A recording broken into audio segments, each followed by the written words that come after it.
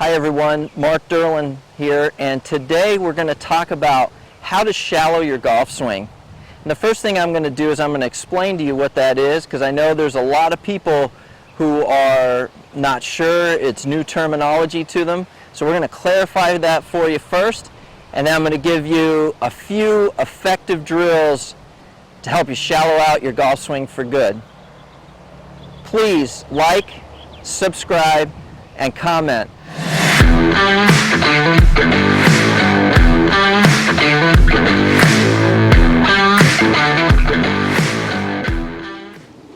Okay, so a couple things we need to discuss.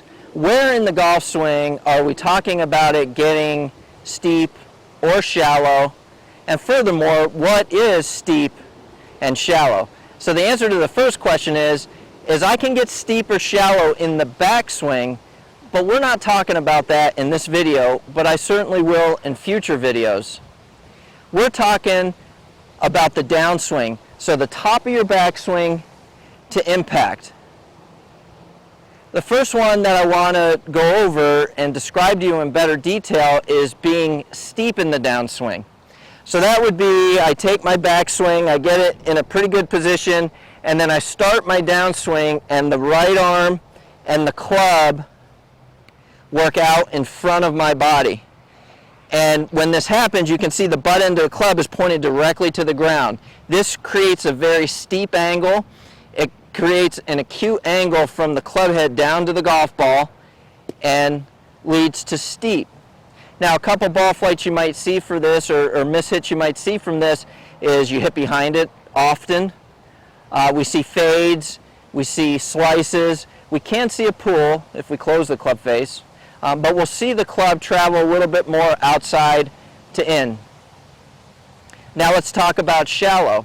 Shallow would be I get to the top of my backswing, and as I start the club down, the right arm and the club are working behind my body, and as a result, the butt end of the club is now pointed out to the right somewhere. I'm exaggerating this quite a bit, so it's probably not what you're going to see in a true golf swing, but certainly in these exaggerations, that's more of what I see.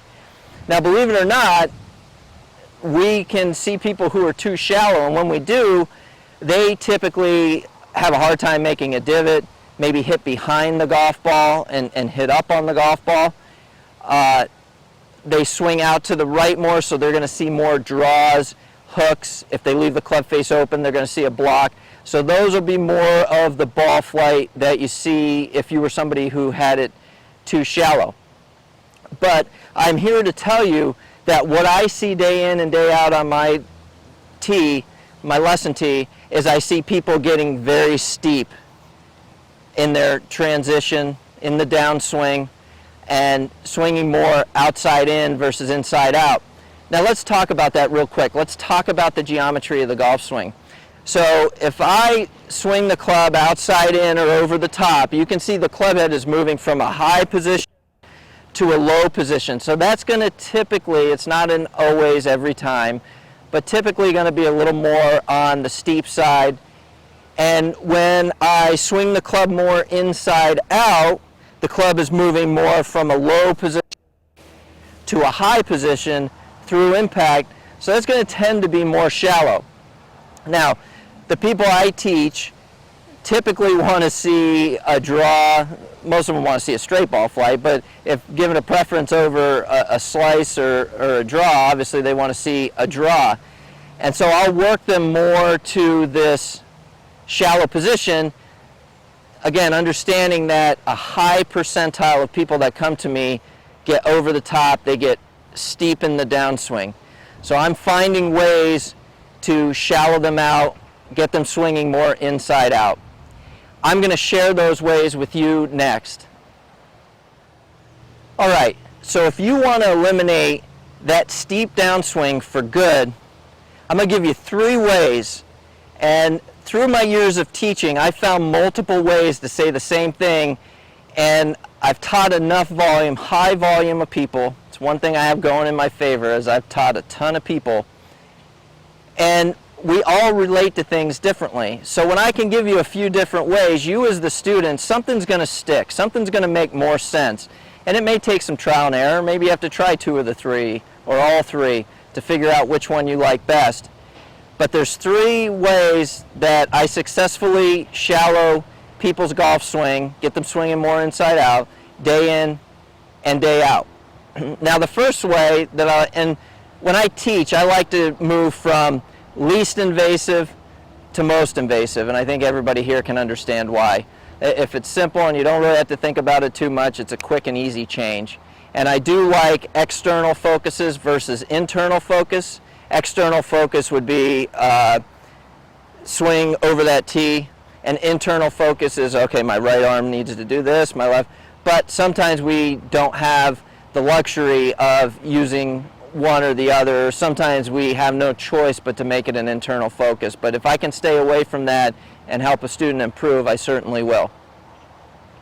So let's start with the external focus first. And what I do is I'll have my students set up to the shot, so they're hitting straight down the range here, and I'll take a tee and I'll put that tee 2 feet behind them, right in the middle of their right foot. So 2 feet behind, right in the middle of the right foot. And this is what I ask them to do. And technically, I really don't care how the club goes back, and I'll tell you a little bit more of that in just a second. But I have them take the club to the top of their backswing, and their goal is in their mind, this isn't going to be an actual thing that happens, but in their mind, they hit that tee before they hit the golf ball. Now, in my effort to hit that tee before I hit the golf ball, what did I do? I shallowed the club. I got the right arm and the club behind me.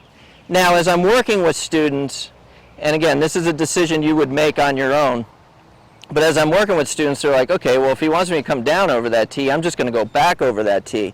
So they'll just kind of take it back over the tee and down over the tee, which is fine. If you have more of a golf swing that goes a little straighter back and then you want to take it over the tee, again, I don't care. I just, from the top of your backswing down, I want you to come over that tee. So that's one way that we can shallow out the club, get you swinging a little bit more inside out. Another way I'll do it, and that was an external focus. An internal focus way to do it is I'll have a student get to the top of their backswing, and then I want them to feel like they're going to throw the club back behind themselves in this direction.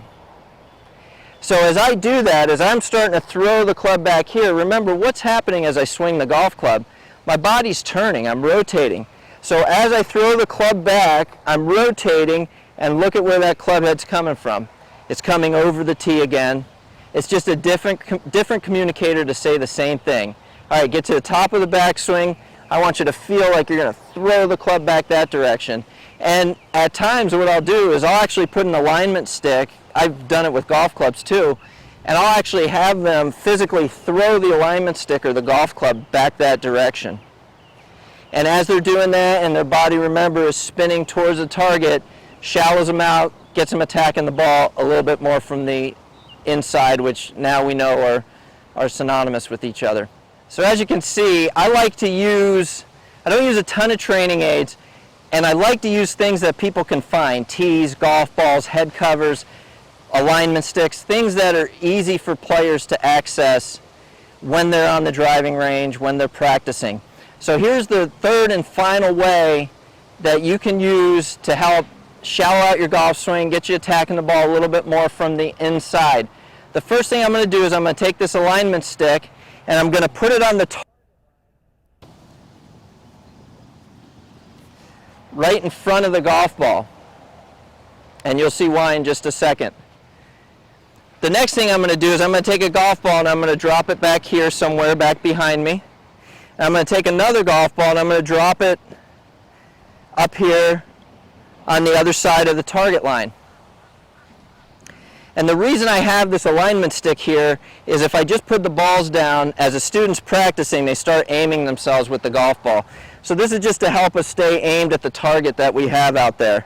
So I get myself nice and square to the alignment stick, and just like the tee drill, it's just I'm adding another visual up in front, and some people need this, some people don't. The tee's enough or the right arm is enough, but some people just need a little more coaching, a little bit more help to get them to swing more from the inside out. and shallow. So what we do is we take the club to the top of the backswing, and again, I'm going to feel like I hit this golf ball, hit that, the one that I'm intended to hit, and then finish out towards the golf ball that's out to the right on the other side of the target line. So again, it's just reshaping my swing. It's helping me to shallow in transition and working me away from a slice and definitely more towards a draw, even a hook if you get these spread out. Now, one thing that is always asked of me is, what angle do you have those balls at? And it's not a perfect science here. There's not a perfect formula. If you have the ball set up like this and it's still slicing, move them further away from the target line. If you have them set up like this and the ball's quick hooking, moving them in closer to the target line, which would make you swing less inside out, and it would make you shallow less. So a really powerful tool that I use at my golf school to see if somebody is too steep or too shallow is TrackMan. And this is a TrackMan screencast.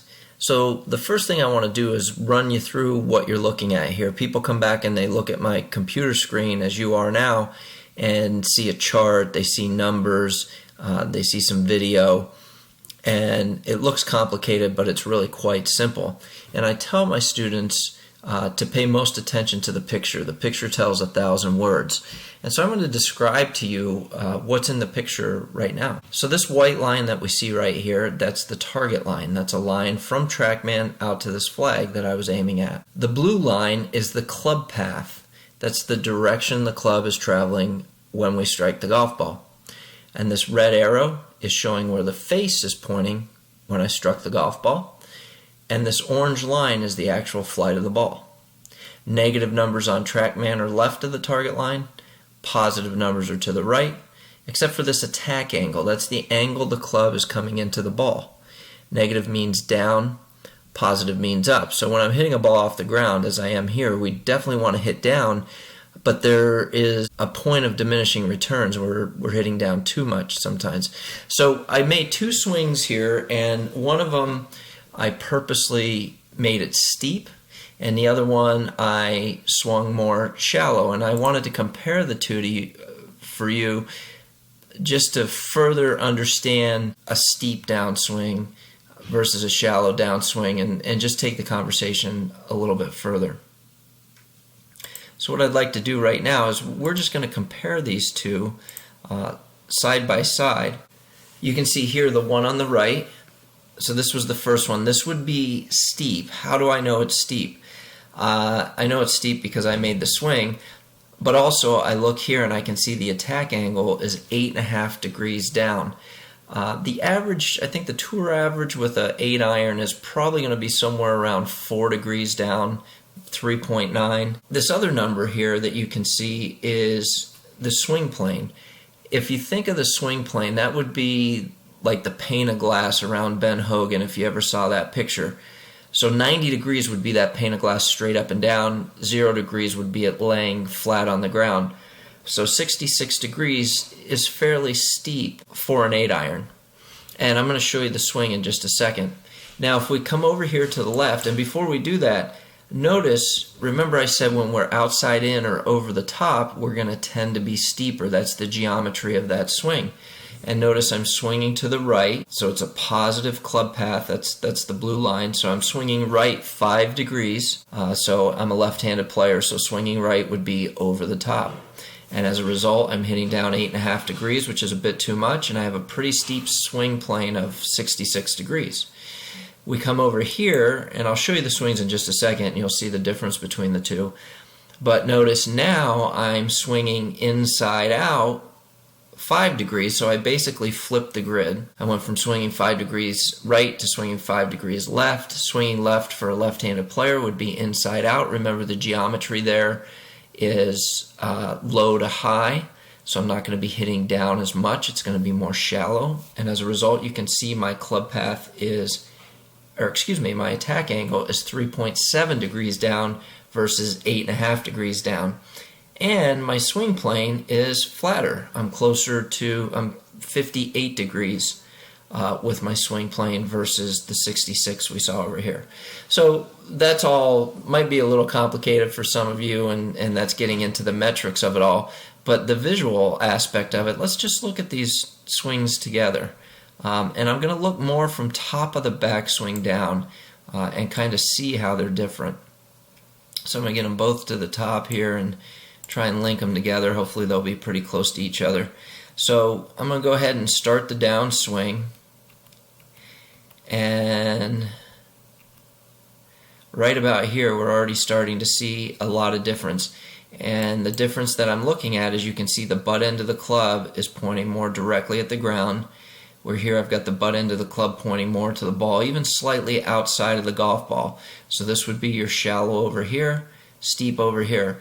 The other thing we can do is we can look at it in relation to my left shoulder. You can see the steep one is splitting my left shoulder. The shallow one is well underneath that left shoulder.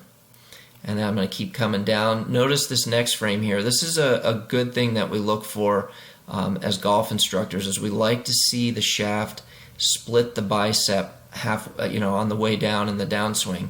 You can see over here the club is well in front, so this indicates over the top, it indicates steep, a lot of things that we don't want to have. And now I'm coming into impact. Notice that this club is still inside my hands. The club over here is already to the other side of the target line, so definitely more outside in over here, more inside out over here, as you can see how I'm delivering the club face. And there we are at impact. You can see my hands are traveling out more. Hands are a little closer over here, indicating that over the top. Notice there's a lot more rotation here on the right versus the left. Again, that's a sign of over the top, steep. And then we come to the finish, and you can see how this club is finishing out just a little higher over here than it is over here. So this is kind of in the middle of my back. This is closer to my right shoulder. Remember, we swing inside out or shallow. It's going to be low to high. We swing over the top, outside in, steep. It's going to be high to low. And so there's the difference on that side of my golf swing. So just a little deeper understanding using TrackMan, using TrackMan Screencast to help you understand the geometry of the two swings. And we can even watch the ball flight here. As I mentioned during the video, over the top you're going to see more fades and slices. You can see this ball's trying to fade back to the left. If I were to complete the flight of it, you would actually see it fall back to the left. And the one to the right here, you can see it's going in live time right now. We can watch the flight. So the over the top steep on the right is fading, and the shallow inside out on the left is more of the draw pattern. So hopefully you now understand what it means to shallow your golf swing. You have 3 very effective ways to shallow it. And if you've enjoyed this video, there's a couple other videos playing up here right now that you can go to that I promise will help you continue to improve your game. Remember, please like this video, please subscribe to my YouTube channel, and comment. Let's interact on this YouTube channel.